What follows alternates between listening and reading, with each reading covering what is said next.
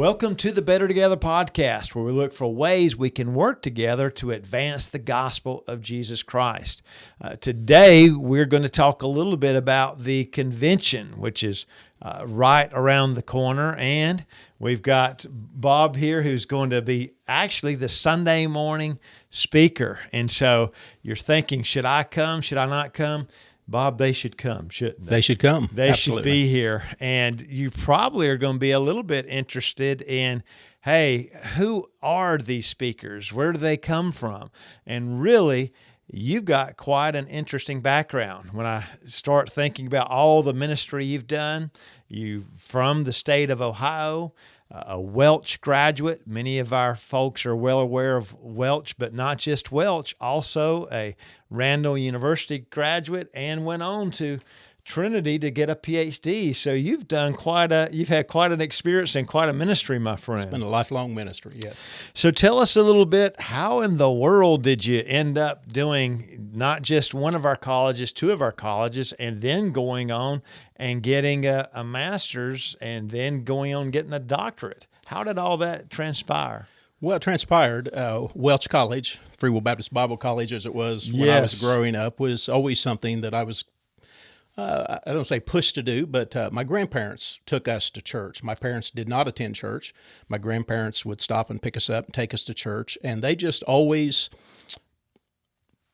I don't say pushed on me. That doesn't sound right. But they always really wanted me to go to the Bible college, and so that just became a part of it. When I was 9 years old, they brought me to the college. I remember seeing. I don't remember it, but I remember pictures and things, and seeing me there in front of Goen Hall and different places, and so that was kind of instilled within me to do that. And so after I graduated from high school, actually I worked a year because I'd have to pay it for it myself, as many do. And so I worked for a year and then went to the Bible college.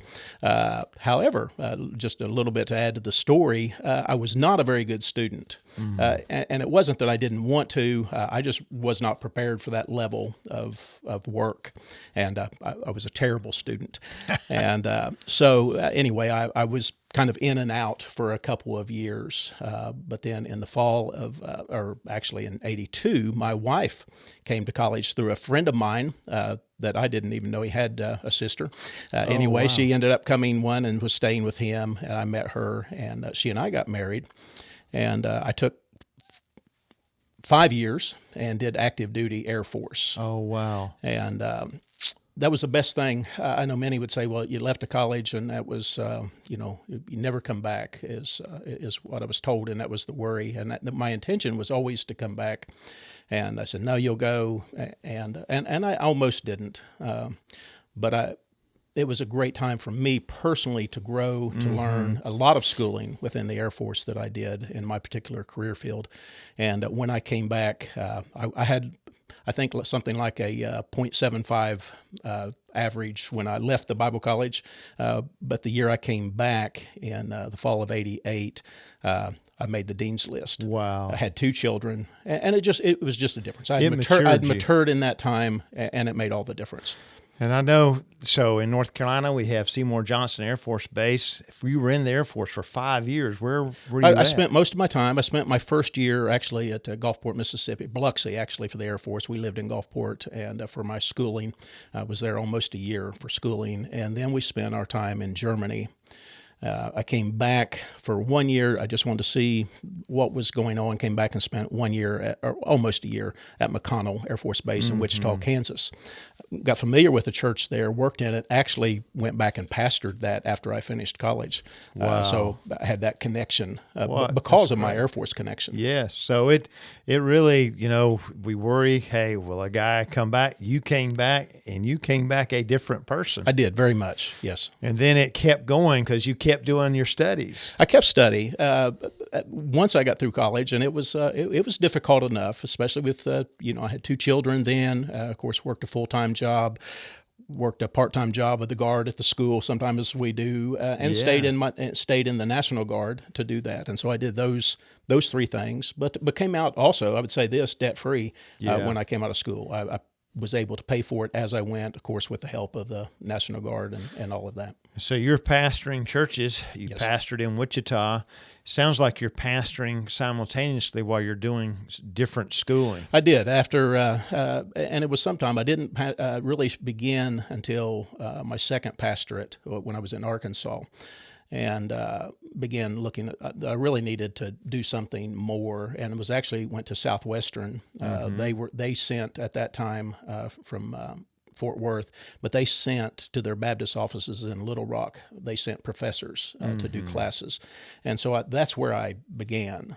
But then when Randall began their master's program, I went ahead and switched over to it. I had some classes from Liberty. I had some from that we did, wasn't online then, it was videotape back in those days, and did that, and some from Southwestern, and was able to transfer that then to the Randall, and which cut down my time to finish it. So I was part of the first class, actually, from the master's program for Randall. So it sounds like you pastoring while doing schooling at the same time really enhanced your ministry. For me personally, it was probably one of the best things I did. As hard as it was, but it pushed me to read. Was probably the biggest thing, to read beyond what I would have. I think it would have been a much smaller circle, and I was able to expand my horizons greatly by what I was pushed in and asked to read that I would have never ventured to. So you've been faithful as a pastor. Now you're at Harmony Church down in Lake Butler, Florida. Yes. So you've been there a few years? Been there 7.5 years. Wow. Yes. Okay.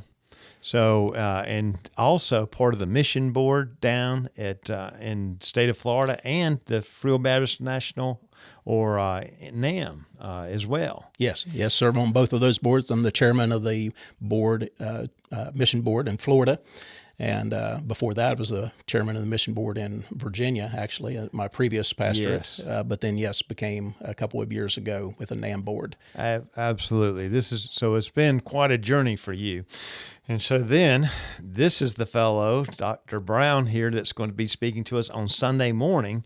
So as we think about what have you been doing preparing, and what could our listeners maybe expect in that message? Well, I don't know what they can expect. That's a little bit worrisome. One of the things I began doing when I was first asked if I would consider speaking on that Sunday morning, and given the text that I was. But one thing I began doing was reading not just my text, but since James is such a short book, I just daily I began reading the book of James.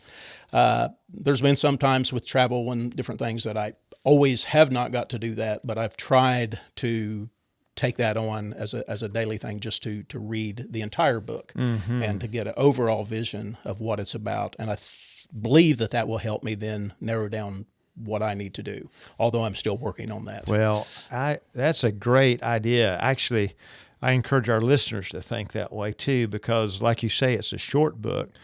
Some people have said James is like the Proverbs of the New Testament. It's a very practical book, isn't it? Very practical.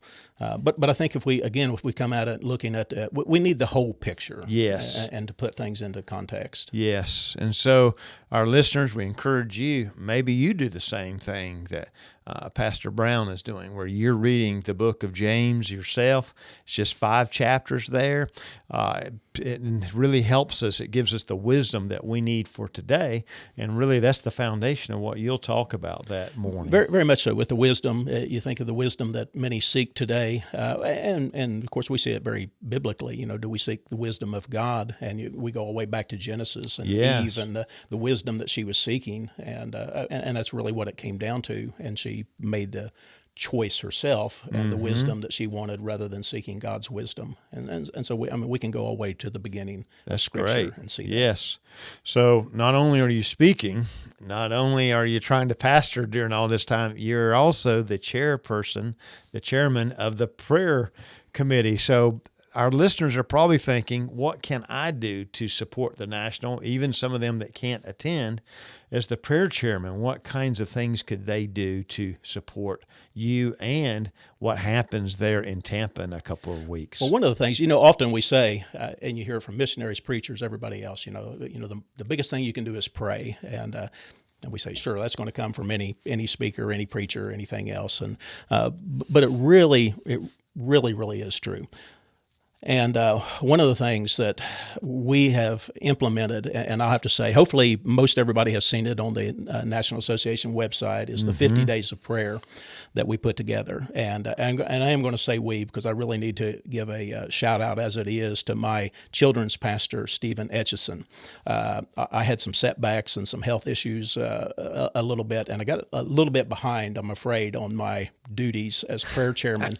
And so I got with him, and he and I sat down and worked on this, and I really, the formatting and all, really need to give him the plug for that, because he helped me immensely in that. Good job, Steve. We should also mention you had a death in that situation there as well. Yes, unexpectedly. Yeah, yes. so it really kind of knocked you back. Yeah, a little we bit. weren't expecting that, and my father-in-law was in ICU for some time, and he was in our area, winters in our area, snowbird as they call it, and passed away there, and so very unexpected, and so I really appreciate Stephen's help in that. But with that 50 days of prayer, it will actually begin on June 1st, and I hope people will go, and that's, I think, a downloadable text, yes. And so do that. And it's just a day-by-day prayer. And I think, I believe we covered most everything leading up to the convention, the speakers, the workers, the different areas. And one is, I think, not only praying for those specifically, which is going to be very important, but also I think will give us a good overview of maybe some things we didn't realize took place at the National. I agree. I think you did a good job of showing that people probably don't know what the different individuals do, and you've asked, pray for this person on this day, and they do X, Y, or Z. I really think you did a good job getting that across to our listeners. Yeah. Really. Yeah, I believe if we'll take that and just daily do it, I mean, it's no time hardly involved, just a daily prayer for that individual, and I believe that will really enhance our convention coming up this year. Well, thank you for doing that, Pastor Bob. And like you said, they can go download it at NAFWB.org. You could also, if you've got a social media site on your church, you could go and take it and share it to your site, especially as we think about June, and maybe reshare it on June 1st to help people think. Let's start the day praying and go through all the way up to the convention. So what a good job you've done with that. I would say with some of the leaders, we did this with our state meeting, and in fact, that's when we introduced it to get out to the individual associations and churches, and hopefully they was taking that back to their churches. And I know there's still some have already taken place, but there's still a few state associations and things to take place before the National. So I hope some of those leaders perhaps will do something to get that in the hand of their people. Excellent. Good thinking there. So you think you're going to your state meeting, Missouri, North Carolina, West Virginia, Ohio. You guys are still in the pipeline. Take those and maybe hand them out at your particular state leaders. You church folks, how about handing them out like during the week and say, hey, let's be busy praying about the convention. So last year we had the highest attendance we'd had in 12 years. It's exciting as we think about Florida. Who knows what Florida will be? Oh, Florida, you got the beaches and you've got the amusement parks. And so you definitely want to come to Florida. You want to come to Florida, and it's truly a beautiful place. You guys have done well preparing for us, so we appreciate you greatly. Well, thank you for taking the time to be with us, Pastor Bob, today. We appreciate you. We appreciate what you've done to help prepare people for the convention, but also it's kind of neat to learn a bit about your ministry and your past. I think as a listener, I can learn a lot about how you used education and how that enhanced your ministry. And we just thank you for your faithfulness over the years. Thank you for being with us today. Well, thank you. Thank you for having me. And we want to thank you. Thank you for taking the time to stop in to be with us today. Maybe you know someone that would benefit from this podcast. Please take it and share it with those particular people. Remember, every little thing we do, it really does matter. We truly are better when we work together. We're better together. Thank you.